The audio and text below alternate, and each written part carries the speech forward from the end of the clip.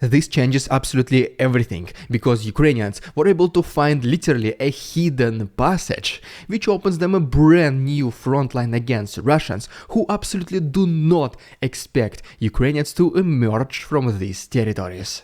And in addition to that, Ukrainians already started to cross Dnipro river, and absolutely to make things even worse for Russians, NATO might join this war. But more about all of this in just a couple of minutes. What's up, investors? It's the Russian dude. And let's go straight to the point and talk about some ridiculous Russian propaganda. And so, the family members of those deceased Russian soldiers in this special military operation, they will receive tickets to circus as a compensation for their loss. So, I mean, probably what Russian authorities are thinking, the laughter is the best way to fight against sadness and sorrow. And I mean, just playing a devil's advocate, I think you would all agree in this case that whenever your family member is eliminated, doesn't matter on which side he is fighting, the very last thing you want to do is to have fun. Apparently, the Russian authorities do not know this. But, I mean, this is not the only thing they're completely unaware about. For example, also just speaking about the very same losses, according to Secretary of Russia Dmitry Peskov, he said that full demilitarization of Ukraine is now almost complete. Because guess what, Ukrainians are no longer using their own Ukrainian military equipment, they're now solely relying on this from the West. I mean, it kinda makes sense, but in a Russian way. And even Putin himself, he said that the counteroffensive of Ukraine has significantly slowed down, and the main and the only reason for this, it is because Ukrainians are suffering colossal losses. He did not mention this, speaking about Russians.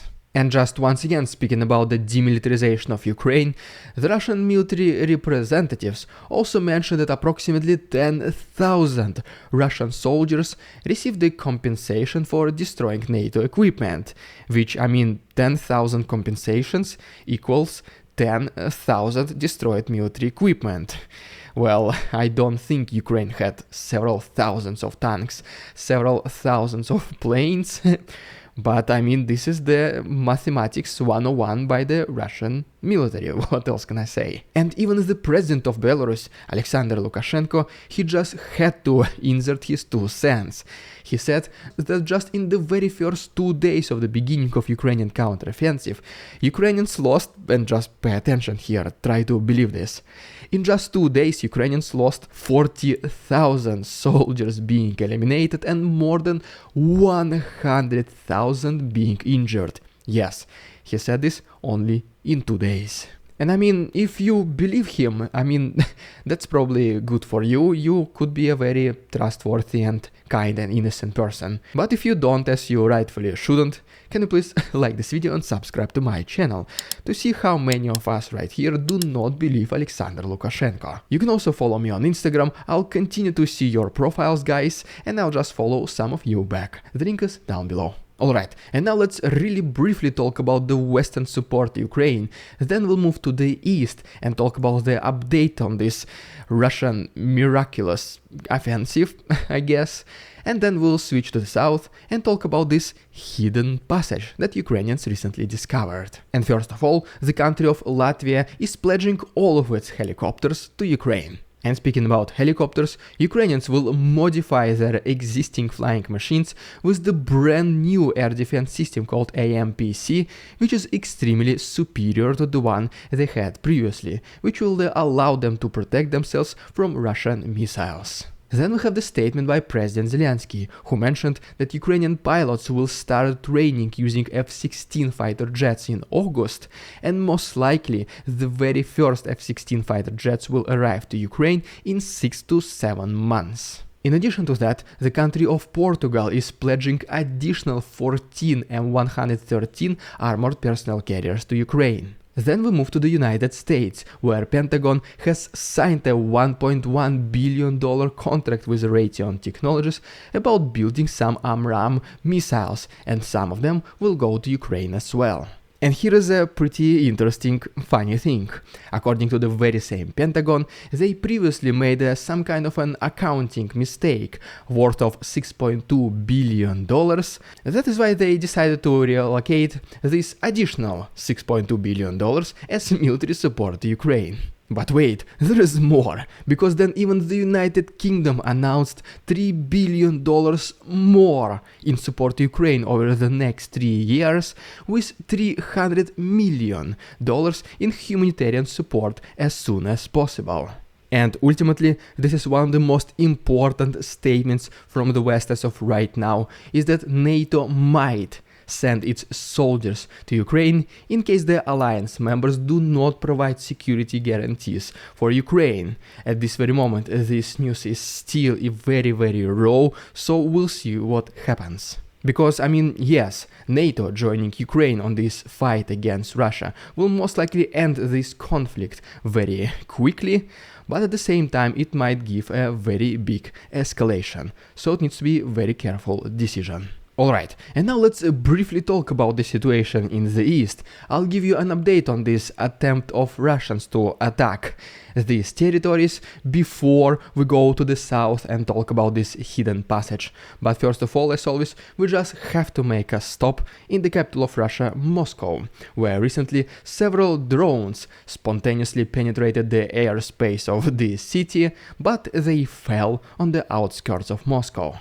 And from Ukrainian side, in the last 24 hours, they were able to intercept 6 Shahed drones by Russians and 4 other reconnaissance drones. As we move back to the east of Ukraine, according to the report by the Institute for the Study of War, Russians intensified their attacks in the east, specifically next to Crimea, and then both countries were attacking the outskirts of Bakhmut, with Ukrainians having a little bit more success. One of the biggest attacks of Russians in the east in the last day happened to the west of Chervono-Popivka, but Ukrainians were able to successfully repel this attack, not allowing Russians to advance any single meter, and destroyed several of their armored personnel carriers and tanks. But pretty much yes, unlike Russian authorities, Ukrainians immediately recognized that yes, there are attempts by Russians to attack in the east, but as of right now Ukrainians are successfully holding their defenses, not allowing Russians to advance even in their hottest pressure along Kupiansk-Svatovo-Crimea front line. And then we even have this video which shows us the work of a Ukrainian sniper somewhere allegedly across eastern front lines. The entire video is more than 7 minutes long. It shows several successful eliminations of targets. Unfortunately, obviously YouTube will not allow me to show it. That is why the full version as always is on my Patreon, and the link is down below. Right, and now as promised, let's briefly talk about the situation in the south. Ukrainians starting to cross Dnipro river before we finally talk about the hidden passage. But first of all, we just have to make a stop in Crimea, because this last night, allegedly Ukrainian partisans, they destroyed their railway tracks in Feodosia, and as you can see, it is located very deep inside the peninsula. The damage probably does not look as extensive as they wanted, but most certainly the railway itself lost its support, and before trains can use it, it will definitely need to be repaired. But then we even have some more news from Crimea, specifically from its northern borders with Kherson region, where according to these satellite images, Russians started to even increase construction of the defense fortifications in this area, because at this point it does show that Russians are afraid that Ukrainians can enter Crimea, and this fact has been confirmed by the British intelligence report. And then, as we move to Zaporozhye front line, according to the leader of Wagner, Yevgeny Prigozhin, a group of approximately 50 to 100 Ukrainian soldiers has been spotted in Sadovye, located, as you can see, very close to Tokmak. And what makes this particular settlement so interesting is that it is located approximately 23 kilometers away from the front lines. At this very moment, this map does not yet confirm the presence of Ukrainians in this this city, but I mean, just think about it. If this many Ukrainians are able to penetrate Russian defenses relatively so easy, like just think about it, the level of defenses that Russians have in Zaporozhye. Then we also have some other several reports from Ukrainian front lines which mentioned that they were able to destroy a large position of Russian forces along with their military tank located in Verbove.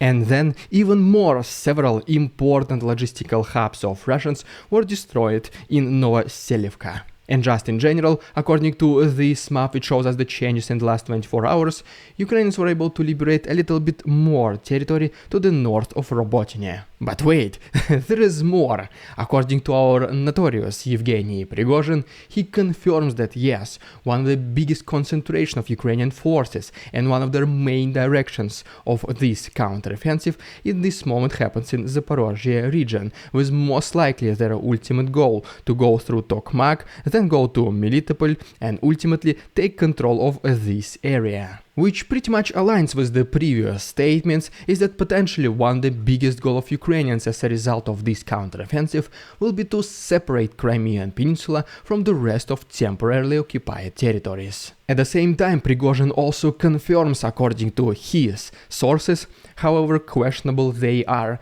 is that Ukrainians started to cross Dnipro river, and one of the biggest diversion group right now of Ukrainians has been spotted in Hola Pristan. And if we zoom out a little bit, we can potentially see the picture of a Ukrainian counteroffensive. Once again, all of these are just the assumptions. First of all, they will try to breach Russian defenses in Zaporozhye and advance closer to this territory.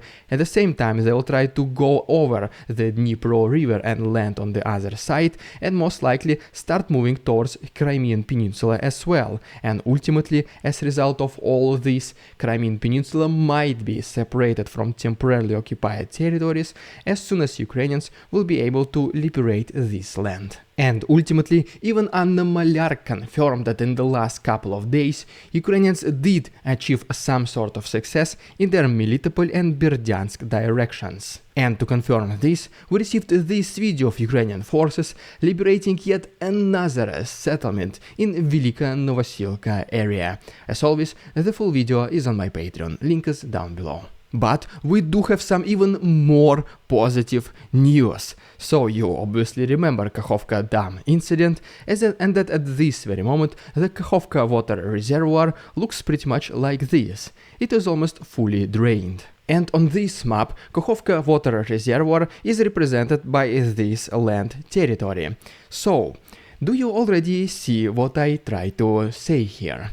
The area of Kakhovka water reservoir which is dried the most is this one, which pretty much allows Ukrainians to cross it by foot. And as you might imagine, one of the biggest obstacles in any war are water obstacles. So when you remove them and you have just pretty much empty land, the offensive might be even much easier. As a result of this unfortunate event, the Kakhovka Dam destruction, Ukrainians were able to achieve something very positive. And what I mean by that is that the land front line has suddenly increased by approximately 200 kilometers. The front line, which Russians never anticipated for Ukrainians to use anywhere in the near future. And this is exactly this so-called hidden passage I was talking about, which is now laying in the plain sight. So just look at this. Ukrainians are pushing in the Zaporozhye region. This is at this point is pretty much a known fact.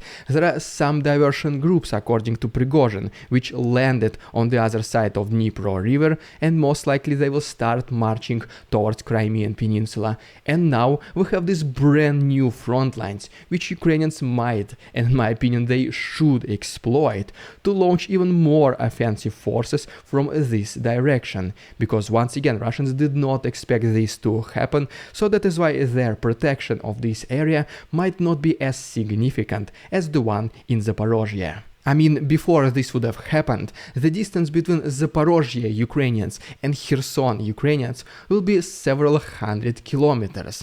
I mean, yes, they might launch their counteroffensive simultaneously, but there still will be a lot of land between them.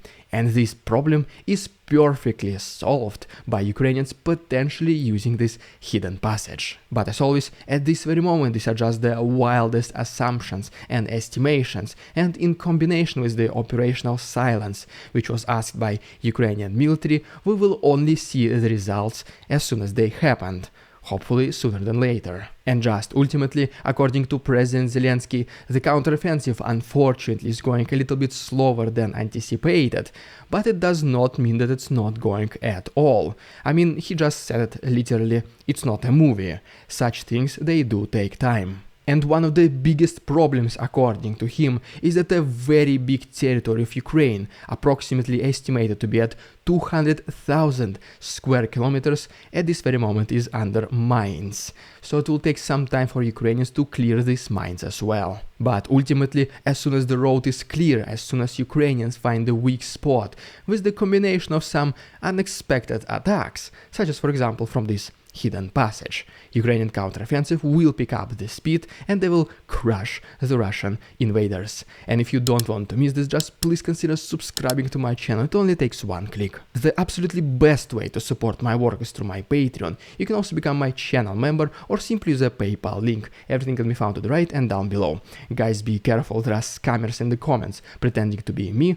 Thank you so much for your attention and see you tomorrow.